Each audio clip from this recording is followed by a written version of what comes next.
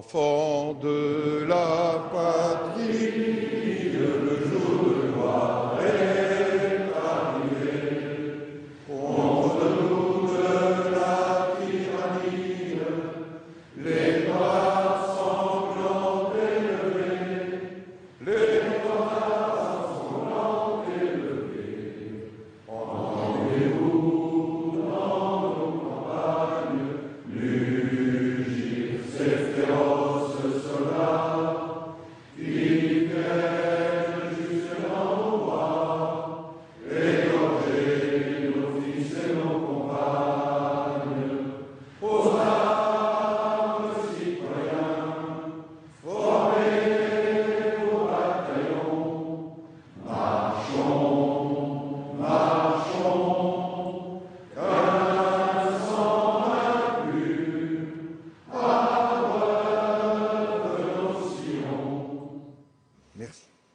La Marseillaise a donc résonné cet après-midi dans l'hémicycle du Sénat, comme à l'Assemblée nationale une heure avant. Droite et gauche réunis, un moment rare d'unité nationale au Parlement, en hommage aux victimes des attentats. Bonsoir et bienvenue pour cette nouvelle édition spéciale en direct sur Public Sénat. La journée aura été riche en émotions avec ce matin les cérémonies d'adieu aux victimes des attentats. Tandis que les 3 policiers tués recevaient à titre posthume la Légion d'honneur, les corps des victimes juives assassinées par Hamedi Koulibaly étaient inhumés à Jérusalem. Sophie Normand-Couturier.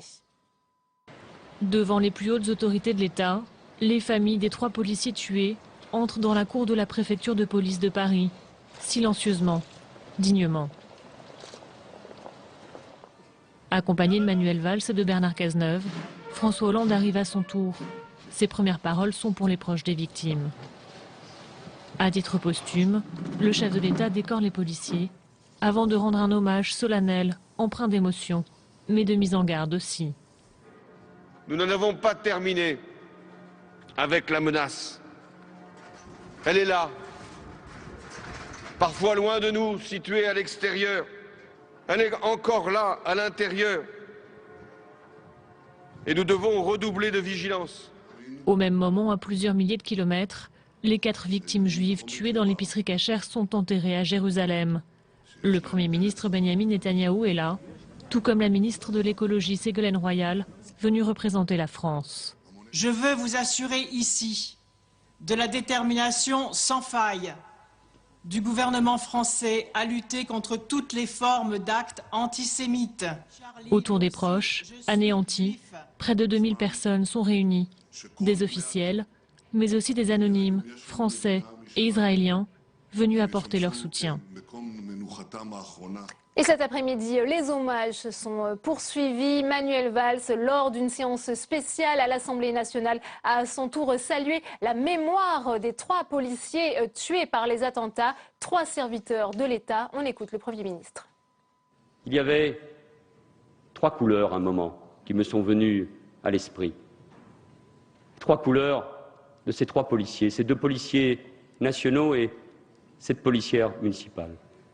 Ils représentaient la diversité des parcours et des origines. 3 couleurs différentes, 3 parcours, mais 3 Français, 3 serviteurs de l'État. Et devant les cercueils, aux côtés de leurs familles, il n'y avait que 3 couleurs. Celle du drapeau national. C'est au fond ça le plus beau message. Je vous avais dit ici, au mois d'avril, ma fierté, comme chacun d'entre vous, d'être français. Il y a quelque chose qui nous a tous renforcés. Après ces événements et après les marches de cette fin de semaine, je crois que nous le sentons tous. C'est plus que jamais la fierté d'être français. Ne l'oublions jamais.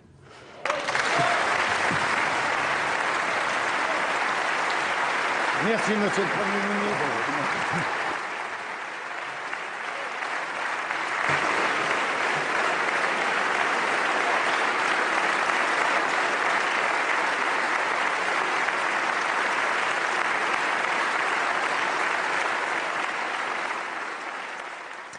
Manuel Valls qui veut aussi tirer les leçons des attentats de la semaine dernière. De nouvelles mesures en matière de sécurité et de lutte contre le terrorisme ont été annoncées par le Premier ministre. Le détail avec Jérôme Rabier. Après l'émotion et le rassemblement, place à l'action législative pour répondre au terrorisme. Par la voix du Premier ministre, le gouvernement annonce une mobilisation générale. À une situation exceptionnelle, doivent répondre des mesures exceptionnelles. Mais je le dis aussi avec la même force, jamais des mesures d'exception qui dérogeraient aux principes du droit et des valeurs. Un texte pour renforcer les moyens des services de renseignement est déjà en préparation. Un fichier des déplacements aériens européens doit être créé et un nouveau fichier de délinquants terroristes doit aussi voir le jour pour qu'une surveillance s'opère même après leur sortie de prison. Des mesures qui répondent en partie aux demandes de l'UMP, même si certains voudraient aller plus loin.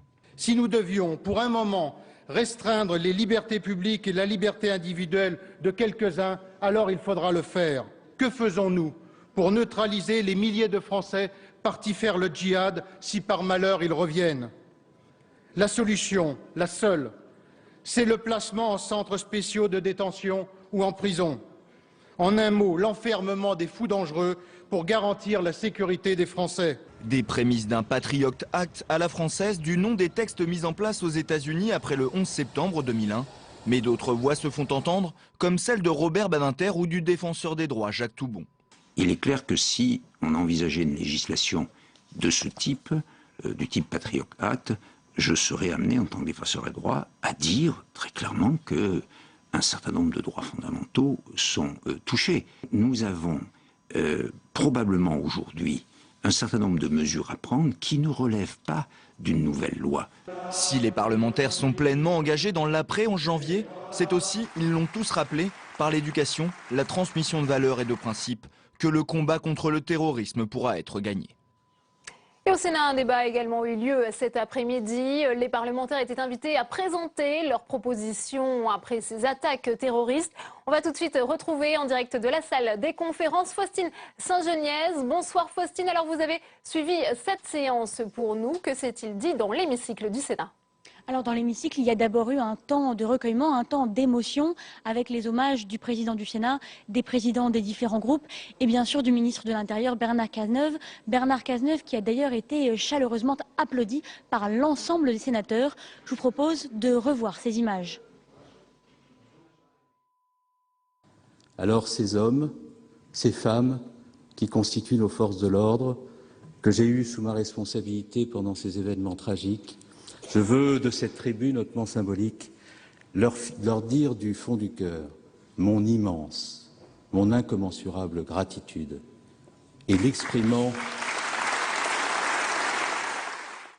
Mais bien sûr, après le temps du recueillement, il y a eu le temps des questions sur la sécurité, sur les potentiels dysfonctionnements et sur les mesures de prévention à prendre. Et à ce titre, plusieurs voix se sont élevées au Sénat pour appeler à éviter toute dérive sécuritaire. C'est le cas notamment du président du groupe socialiste au Sénat, Didier Guillaume. Des voix se sont élevées pour réclamer la restauration de la peine de mort. L'abolition de la peine de mort, c'est notre patrimoine républicain, c'est notre identité, c'est notre civilisation. La peine de mort ne sera jamais rétablie dans notre pays.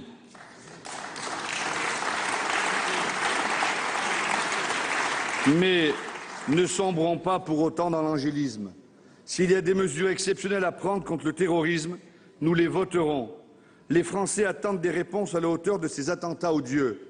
Des mesures exceptionnelles, oui, des mesures d'exception, non.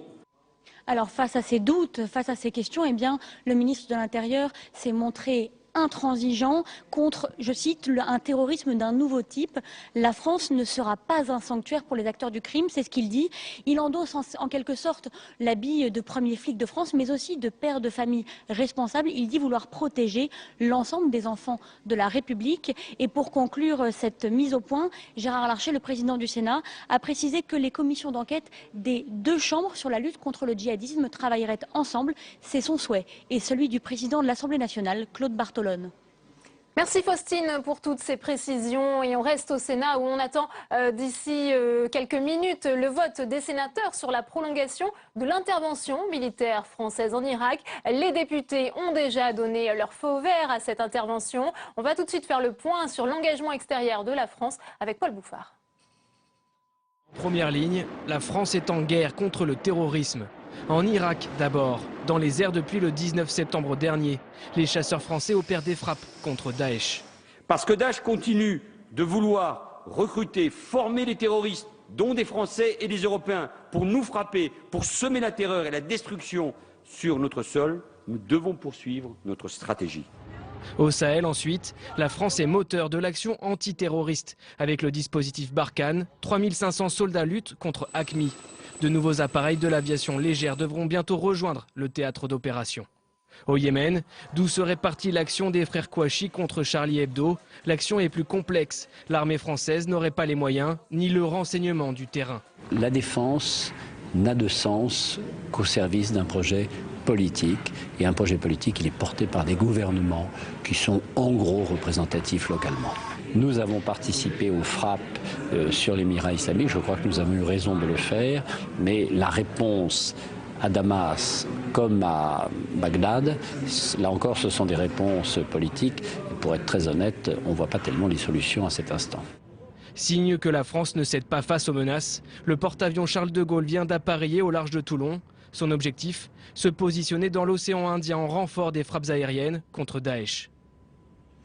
Charlie Hebdo dans les kiosques demain. 3 millions d'exemplaires vont être tirés contre 60 000 habituellement. L'hebdomadaire satirique sera vendu dans 25 pays. Et à la une, sans surprise, un dessin du prophète Mahomet, Mounir Soussi et Cécile Sixou.